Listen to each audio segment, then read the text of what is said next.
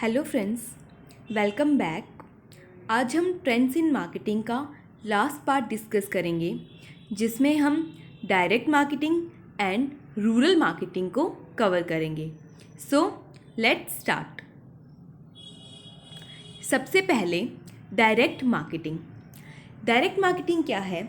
ऐसी मार्केटिंग जिसमें हम intermediaries like wholesaler, retailer, agents इन सब का यूज़ नहीं करेंगे। इस टाइप की मार्केटिंग में जो प्रोड्यूसर है वो खुद से एनकरेज एंड मोटिवेट करता है अपने कस्टमर्स को कि वो उनसे गुड्स एंड सर्विसेज को परचेज करें। दैट मीन्स यहाँ उसका मेन फोकस होता है अपने कस्टमर्स के साथ एक अच्छा, deep, strong and long lasting relationship establish करना एंड ऑल्सो उसको मेंटेन करके रखना। कुछ एक ऑथर्स ने डायरेक्ट मार्केटिंग को एक्सप्लेन किया है, जैसे according to Philip Kotler and Gary Armstrong, direct marketing is marketing through various advertising media that interact directly with consumers, generally calling for consumer to make a direct response. That means यहाँ ऐसी advertising media का use होगा जो directly customers के साथ interact करेगी, उन्हें हमारी इन्फॉर्मेशन प्रोवाइड करवाएंगी एंड देन ऑल्सो उनका जो रिस्पॉन्स होगा वो भी हम इमीडिएटली एक्सपेक्ट करेंगे। क्या होता है डायरेक्ट मार्केटिंग में? जो मार्केटर है या जो प्रोड्यूसर है वो डायरेक्टली कम्युनिकेट करेगा अपने कस्टमर्स के साथ। अब अगर वो उनसे डायरेक्टली कम्युनिकेट कर रहा है तो वो जो उनका फीडबैक है, उनका रिस्पॉन्स है, वो भी इमीडिएटली एक्सपेक्ट करेगा। अगर वो इनडायरेक्ट मार्केटिंग करता है तो वो बहुत लंबा प्रोसेस हो जाता है। जैसे पहले वो गुड्स को मैन्युफैक्चर करेगा प्रोड्यूसर, देन होलसेलर को बेचेगा, फिर होलसेलर रिटेलर्स को एंड रिटेलर्स फाइनल कंज्यूमर्स को। तो यहाँ जो कंज्यूमर्स का रिस्पॉन्स है वो हमें प्रोड्यूसर को डायरेक्टली नहीं मिल पाता, बट डायरेक्ट मार्केटिंग में ऐसा नहीं है। हमारे पास बहुत सारे ऐसे मीडियम्स हैं like direct mail, catalogue, telephone, television, internet. हम किसी भी चैनल या मीडिया का यूज़ करके अपने कस्टमर्स के साथ डायरेक्ट कांटेक्ट कर सकते हैं। इसीलिए आज के टाइम में जो डायरेक्ट मार्केटिंग है वो बहुत वाइड एंड पॉपुलर है। बहुत सारी ऑर्गेनाइजेशंस, कोई भी प्रोड्यूसर, सेलर, चाहे वो सर्विस कंपनी हो, नॉन प्रॉफिट ऑर्गेनाइजेशन हो, मोस्टली सब आजकल डायरेक्ट मार्केटिंग का यूज़ कर रहे हैं। कुछ एक फीचर्स है डायरेक्ट मार्केटिंग के, वो क्या है? सबसे पहला तो यही, नो मिडलमैन। यहाँ कोई भी मिडलमैन नहीं होगा। जो प्रोड्यूसर है वो डायरेक्टली अपने कस्टमर्स को गुड्स एंड सर्विसेज सेल करेगा। तो यहाँ रिटेलर्स, होलसेलर्स, एजेंट्स की कोई रिक्वायरमेंट नहीं है। Then customer oriented. जो डायरेक्ट मार्केटिंग है वो पूरा का पूरा कस्टमर्स के ऊपर बेस्ड है, उनकी नीड्स एंड वांट्स के ऊपर बेस्ड है। यहाँ कस्टमर्स के साथ रिलेशनशिप स्टैब्लिश करके उनकी नीड्स एंड वांट्स के बारे में जाना जाएगा एंड देन उनकी रिक्वायरमेंट के अकॉर्डिंग गुड्स एंड सर्विसेज उन्हें अवेलेबल करवाई जाएगी। इसीलिए हम इसे 1-to-1 मार्केटिंग भी बोलते हैं। देन फॉर्म्स मतलब उन चैनल्स का यूज़ करना जिसके थ्रू हम डायरेक्ट मार्केटिंग कर सकते हैं। ऐसे बहुत सारे चैनल्स हैं like direct mail, catalogue marketing, tele marketing, television marketing, internet marketing, जिन्हें हम आगे डिटेल में पढ़ेंगे। हम इनमें से किसी का भी यूज़ करके डायरेक्ट मार्केटिंग कर सकते हैं। देन डायरेक्ट चैनल, यहाँ कोई मिडलमैन नहीं है, तो डायरेक्टली अपने कस्टमर्स के साथ डायरेक्ट चैनल्स के थ्रू कम्युनिकेट किया जाएगा। हम कस्टमर्स को डायरेक्टली हमारे गुड्स एंड सर्विसेज डिलीवर करेंगे। तो एक बेनिफिट इससे क्या होगा कि जो डिस्ट्रीब्यूशन कॉस्ट है वो कम हो जाएगी। क्यों? क्योंकि हमें ना तो पहले होलसेलर को बेचना एंड देन रिटेलर्स, यहाँ हम डायरेक्टली अपने कस्टमर्स को सेल करेंगे। तो अल्टीमेटली हमारी जो डिस्ट्रीब्यूशन कॉस्ट है वो कम हो जाएगी। एट लास्ट डायरेक्ट कॉन्टैक्ट, यहाँ कस्टमर्स के साथ डायरेक्ट कॉन्टैक्ट स्टैब्लिश होगा, पर्सनल रिलेशन स्टैब्लिश होगा, जिससे क्या बेनिफिट होगा कि जो कस्टमर्स हैं उनकी नीड्स एंड वांट्स के बारे में हमें अच्छे से पता चलेगा एंड देन हम उनके इंटरेस्ट के अकॉर्डिंग गुड्स या सर्विसेज उन्हें प्रोवाइड करवाएंगे। तो ये कुछ एक फीचर्स थे हमारे डायरेक्ट मार्केटिंग के। Now forms of direct marketing. सबसे पहले डायरेक्ट मेल। ये बहुत इंपॉर्टेंट फॉर्म है डायरेक्ट मार्केटिंग की। इसमें जो प्रोड्यूसर है वो अपने प्रोडक्ट को डायरेक्टली डिलीवर करता है अपने सिलेक्टेड कस्टमर्स को post office, courier, fax and email की हेल्प से। Then catalogue marketing. इसमें जो प्रोड्यूसर है वो अपने प्रोडक्ट्स का कैटलॉग प्रिपेयर करेगा एंड देन अपने सिलेक्टेड कस्टमर्स को उन्हें भेजेगा। उन कैटलॉग्स पे प्रोडक्ट्स का पूरा डिस्क्रिप्शन भी मेंशन होता है। सो उसकी हेल्प से जो कस्टमर्स हैं वो उन्हें देख के अपनी नीड के अकॉर्डिंग जो ऑर्डर है वो प्लेस कर सकते हैं। Then tele marketing. Tele marketing में हम टेलीफोन का यूज़ करते हैं अपने कस्टमर्स के साथ कॉन्टैक्ट करने के लिए। यहाँ बेसिकली जो कॉल सेंटर्स हैं उनका यूज़ किया जाता है। टेली मार्केटिंग की हेल्प से हम बहुत इजीली अपने कस्टमर से इम्पॉर्टेंट इन्फॉर्मेशन ले सकते हैं।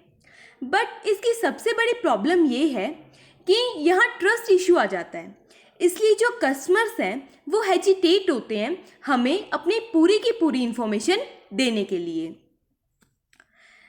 Then online shopping. ये आज के टाइम में बहुत ज़्यादा पॉपुलर है। आजकल हम मोस्टली ऑनलाइन शॉपिंग ही करते हैं। ऑनलाइन शॉपिंग में क्या होता है, हमें जो प्रोडक्ट है उसका पूरा डिस्क्रिप्शन भी दिखेगा और प्रोडक्ट्स की पूरी पिक्चर भी हमें दिखेगी।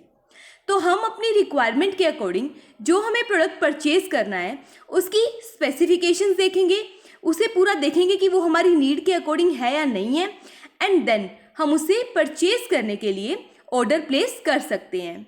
और फिर वो कोई भी वेबसाइट या एप्लीकेशन जिसके थ्रू हमने ऑर्डर प्लेस किया है वो प्रोडक्ट डायरेक्टली हमारे घर पे डिलीवर कर देंगे। At last television marketing. ये भी बहुत इंपॉर्टेंट मीडियम है डायरेक्ट मार्केटिंग का।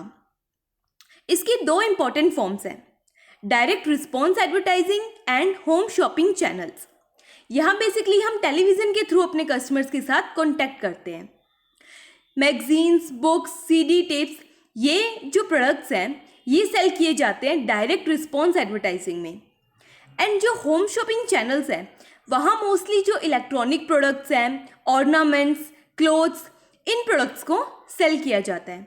जैसे हम देखते हैं होम शॉप 18, नापतोल, ये ऐसे डिफरेंट चैनल्स हैं जहाँ हमें प्रोडक्ट्स की पूरी इन्फॉर्मेशन दी जाती है एंड देन वो नीचे अपना पूरा address and contact number mention करते हैं, जिसकी हेल्प से हम क्या कर सकते हैं, ऑर्डर प्लेस कर सकते हैं उस प्रोडक्ट को परचेज करने के लिए।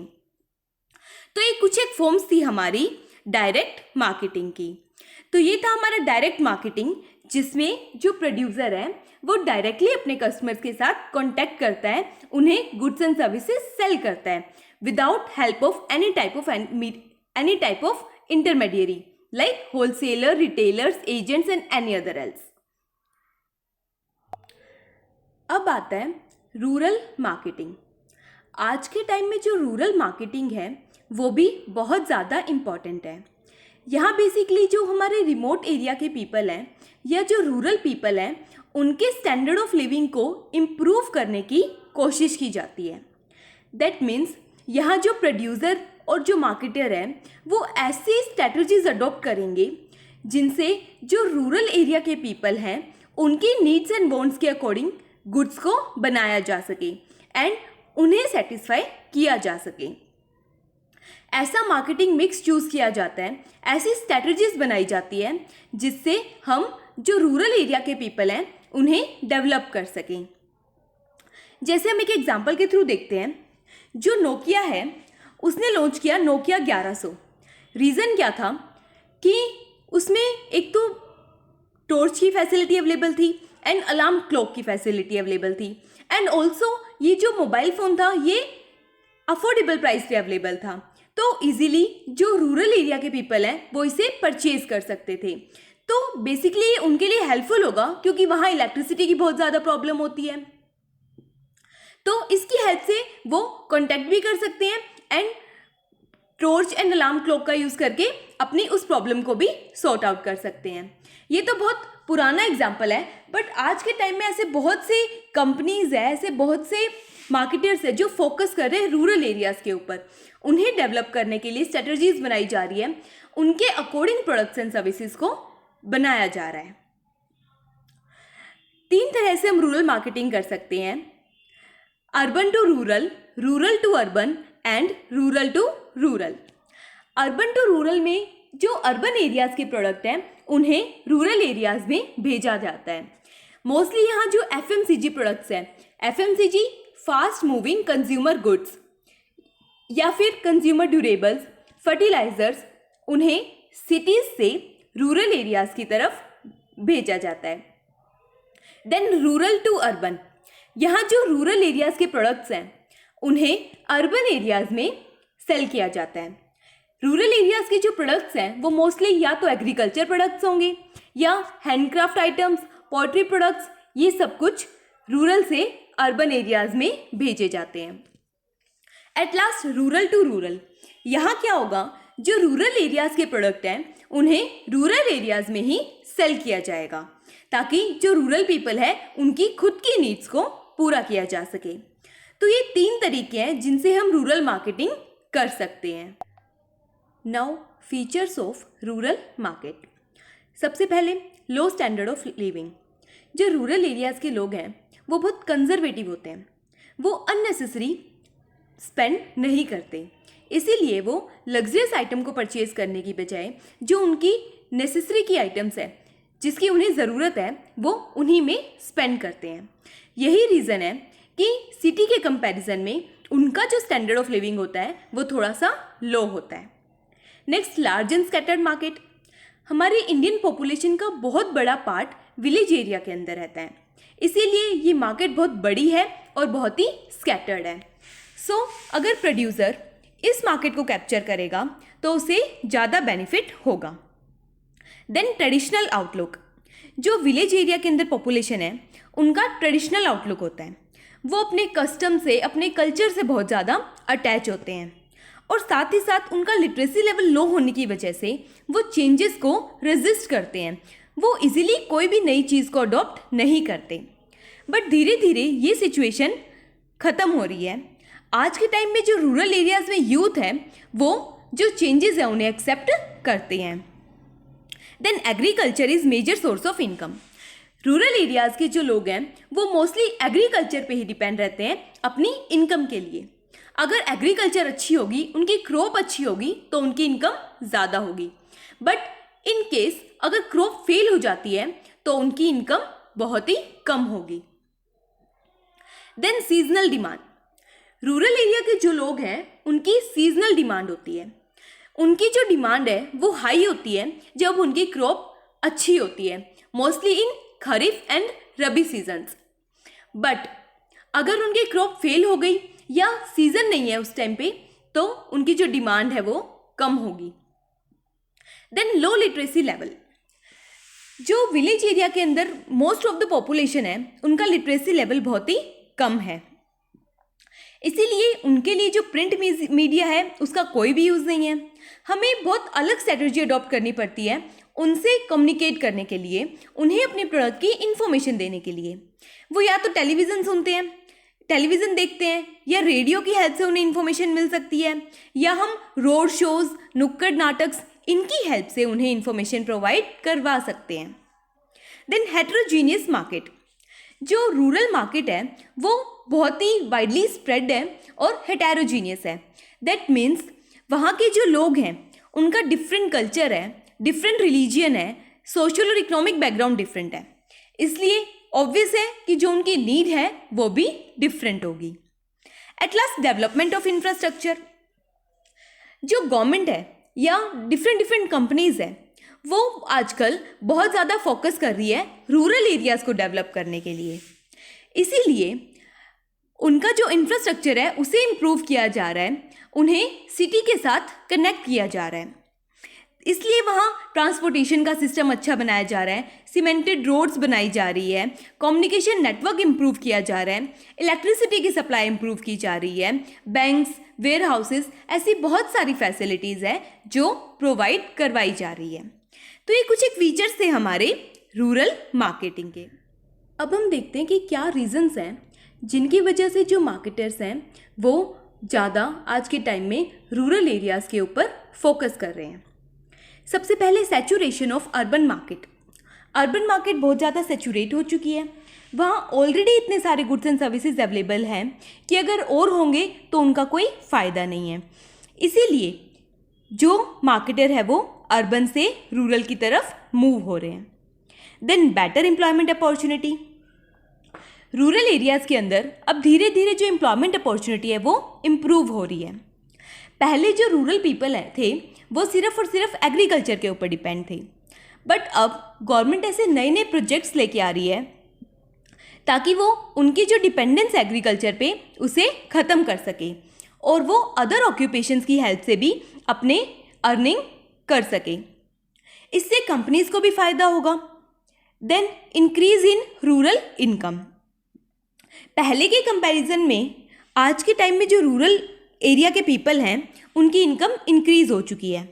पहली बात तो अब वो सिर्फ और सिर्फ एग्रीकल्चर के ऊपर डिपेंड नहीं है, वो अदर ऑक्यूपेशन से भी अर्निंग करते हैं। और दूसरी बात, अगर वो एग्रीकल्चर पे डिपेंड भी हैं तो एग्रीकल्चर में ऐसी नई नई इनोवेशंस हो चुकी है, ऐसे बहुत सारे इक्विपमेंट्स आ चुके हैं जिनसे क्रॉप फेलियर के चांसेस कम हो चुके हैं। Then change in rural consumer behaviour. Rural areas areas के पीपल हैं उनका पहले बहुत ही ट्रेडिशनल आउटलुक था, वो चेंजेस को रेजिस्ट करते थे, बट आज के टाइम में ये सिचुएशन धीरे धीरे ख़त्म हो रही है। वो लोग भी चेंजेस को एक्सेप्ट करते हैं, नई नई टेक्नोलॉजी को एक्सेप्ट करते हैं, लाइक मोबाइल फ़ोन्स, कंप्यूटर्स, उनका वो लोग भी यूज़ करते हैं। Then favourable government policy.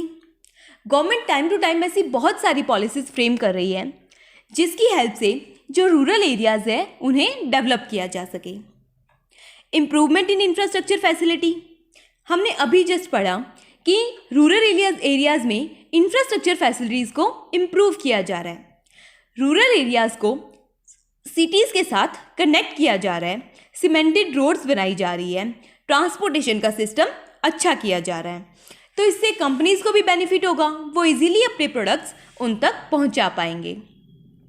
Then penetration of information technology. Infrastructure के साथ साथ इंफॉर्मेशन टेक्नोलॉजी में भी बहुत ज़्यादा इम्प्रूवमेंट हो रही है, जिसकी हेल्प से हम इजीली उनके साथ कम्युनिकेट कर सकते हैं। अब हमें जो नुक्कड़ नाटक हैं, रोड शोज़ हैं, सिर्फ उन पे डिपेंड नहीं रहना पड़ सकता। हम टेलीविज़न, टेलीफोन, मोबाइल फ़ोन्स, इनकी हेल्प से उनसे कम्युनिकेट कर सकते हैं। Assistance from financial institutions. जो गवर्नमेंट है वो बहुत सारे बैंक स्टैब्लिश कर रही है, आरआरबीज़ को स्टैब्लिश किया जा रहा है रूरल एरियाज़ के अंदर, ताकि जो रूरल पीपल हैं उनकी फाइनेंशियल नीड को पूरा किया जा सके। जो ये हमारे बैंक्स और फाइनेंशियल इंस्टीट्यूशंस हैं ये उन्हें लोन और एडवांसेस प्रोवाइड करवाते हैं रिजनेबल रेट ऑफ इंटरेस्ट पर। High competition in urban market. Urban market में बहुत ज़्यादा कंपटीशन बढ़ चुका है, जिसकी वजह से जो मार्केटर्स हैं उन्हें रूरल एरियाज़ की तरफ शिफ्ट होना पड़ रहा है। At last, large rural population. जो रूरल पॉपुलेशन है वो बहुत लार्ज है। हमारी इंडिया का बहुत बड़ा पोर्शन रूरल एरियाज़ के अंदर सेटल्ड है, तो मार्केटर के लिए बहुत ज़्यादा बेनिफिशियल होगा रूरल एरियाज़ में अपने प्रोडक्ट्स को सेल करना। तो ये रीजंस हैं जिनकी वजह से जो मार्केटर है वो ज़्यादा अट्रैक्ट हो रहा है रूरल एरियाज़ के टुवर्ड्स। नाउ कुछ एक चैलेंजेस हैं जो मार्केटर को फेस करने पड़ते हैं रूरल मार्केटिंग के अंदर। वो क्या है? सबसे पहले प्रमोशन एंड मार्केटिंग कम्युनिकेशन। अपने प्रोडक्ट का प्रमोशन करना, उसे कम्युनिकेट करना रूरल पीपल को बहुत डिफ़िकल्ट टास्क है, इसलिए उसे ऐसी स्ट्रैटेजीज बनानी होगी जो रूरल पीपल की मल्टीपल फीचर्स हैं उन्हें ध्यान में रख के डिज़ाइन की गई हो। Then physical distribution. वहाँ जो इंफ्रास्ट्रक्चर है वो भी प्रॉपरली डेवलप नहीं हुआ है, जो विलेजेस हैं वो अभी तक सिटीज़ के साथ प्रॉपरली कनेक्ट नहीं हुए हैं, इसलिए मार्केटर को डिफ़िकल्टी फेस करनी पड़ती है अपने प्रोडक्ट्स को फाइनली जो कंज्यूमर्स हैं उन तक पहुंचाने के लिए। देन अंडरस्टैंडिंग रूरल कंज्यूमर, जो रूरल एरिया के पीपल हैं उन्हें समझना भी बहुत मुश्किल है। रीज़न बीइंग कि वो बहुत कंजर्वेटिव होते हैं, ट्रेडिशनल एंड कल्चरल होते हैं, साथ ही साथ वो रेजिस्ट करते हैं चेंजेस को, इसलिए वो कोई भी नए प्रोडक्ट को इजीली एक्सेप्ट नहीं करते। इसलिए मार्केटर के लिए बहुत मुश्किल हो जाता है उनके टेस्ट, प्रेफरेंस, नीड्स को समझना। देन पुअर इंफ्रास्ट्रक्चर, जो रूरल एरियाज़ हैं वहाँ इंफ्रास्ट्रक्चर प्रॉपरली डेवलप अभी तक नहीं हुआ है। वहाँ प्रॉपर रोड्स नहीं बनी हैं, प्रॉपर ट्रांसपोर्टेशन सिस्टम नहीं है, इलेक्ट्रिसिटी प्रॉपर नहीं आती, इसीलिए जो मार्केटर्स हैं उन्हें प्रॉब्लम फेस करनी पड़ती है। At last, inappropriate media reach, rural areas में ऐसे बहुत सारे हाउस होल्ड्स हैं जो टेलीविज़न को परचेज़ कर चुके हैं या जिनके पास मीडिया की रीच है प्रॉपर, बट अभी भी ऐसे बहुत सारे हाउसेज हैं जहां ये सारे सोर्सेज अवेलेबल नहीं हैं, तो हर एक को कैप्चर करना डिफ़िकल्ट हो जाएगा मार्केटर के लिए। तो ये कुछ एक चैलेंजेस थे जो मार्केटर को फेस करने पड़ते हैं। हमने रूरल एरियाज़ में अपॉर्चुनिटीज़ और चैलेंजेस दोनों को डिस्कस किया, तो उससे हमें पता चला कि अगर मार्केटर प्रॉपर प्लान्ड स्ट्रैटेजीज बनाएगा रूरल एरियाज़ को कैप्चर करने के लिए, तो उसे भी इससे बहुत ज़्यादा बेनिफिट होगा और साथ ही साथ जो रूरल सेक्टर है उनका भी डेवलपमेंट होगा, वहाँ के लोगों का जो स्टैंडर्ड ऑफ लिविंग है वो भी इम्प्रूव होगा। तो ये थे हमारे ट्रेंड्स इन मार्केटिंग। हमने 5 वीडियोज़ में ऑलमोस्ट सारे जो रीसेंट ट्रेंड्स हैं उन्हें कवर किया है। आई होप कि आप लोग को ये पसंद आया होगा। अगर पसंद आया तो इसे ज़्यादा से ज़्यादा लाइक करें, शेयर करें एंड मेरे चैनल को सब्सक्राइब करें। Thank you so much. मिलते हैं नेक्स्ट वीडियो में एक नए टॉपिक के साथ।